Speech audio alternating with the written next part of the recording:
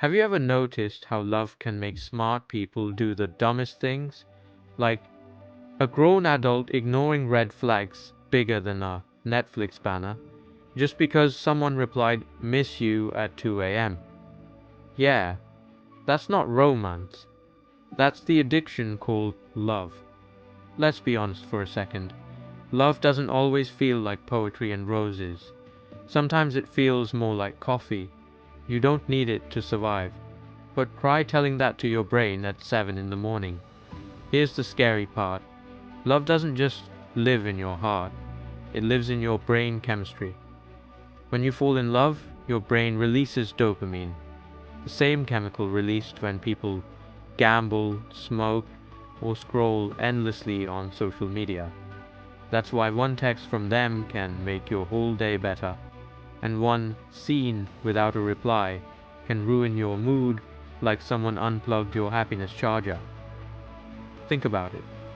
Why do we keep checking our phone when we know they won't text?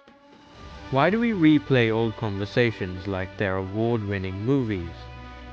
Why do we stay in relationships that clearly hurt us? Because addiction doesn't care about logic. Addiction cares about feelings. Love addiction doesn't start loudly, it starts sweet, a compliment, a little attention, someone choosing you. And suddenly your brain goes, "Oh wow, this feels good. Let's do this again." Now slowly, without noticing, your happiness depends on them. Your mood depends on them. Your self-worth starts renting space in their behavior. If they're happy, you're happy. If they're distant, you're anxious. If they leave, you feel like you've lost a part of yourself. That's not love anymore. That's withdrawal. Ever noticed how, after a breakup, people act like they're sick?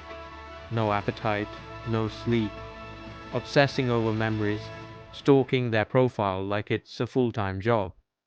That's not just emotional pain. That's your brain missing its dopamine supplier. And here's the most dangerous lie love addiction tells you: I can't live without them. But let me say this clearly. You were alive before them. You laughed before them. You had dreams before them. So why does it feel so impossible? Because love addiction doesn't mean you loved deeply. It means you attached deeply. There's a difference. Love is when someone adds to your life. Addiction is when someone becomes your life. Let's take a simple example. Imagine your favorite food. You enjoy it. You crave it sometimes. But if you don't eat it for a week, you'll be fine.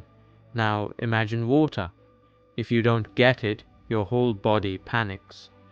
Addiction turns people into water when they were always supposed to be dessert.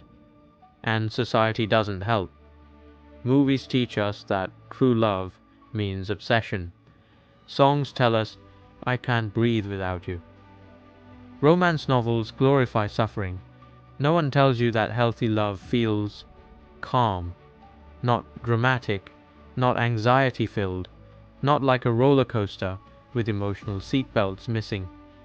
Healthy love feels safe.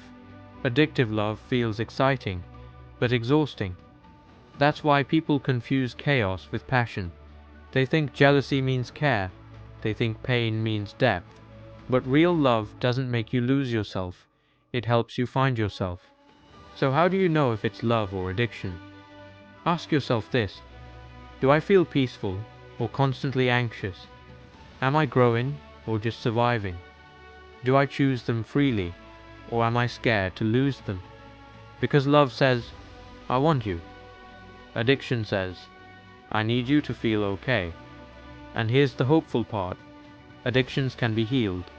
The moment you stop romanticizing emotional pain, the moment you choose self-respect over temporary dopamine, the moment you realize love should feel like home, not like hunger, everything changes.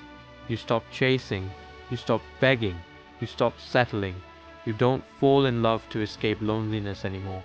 You fall in love to share happiness. So next time your heart races for someone, pause and ask, is this love?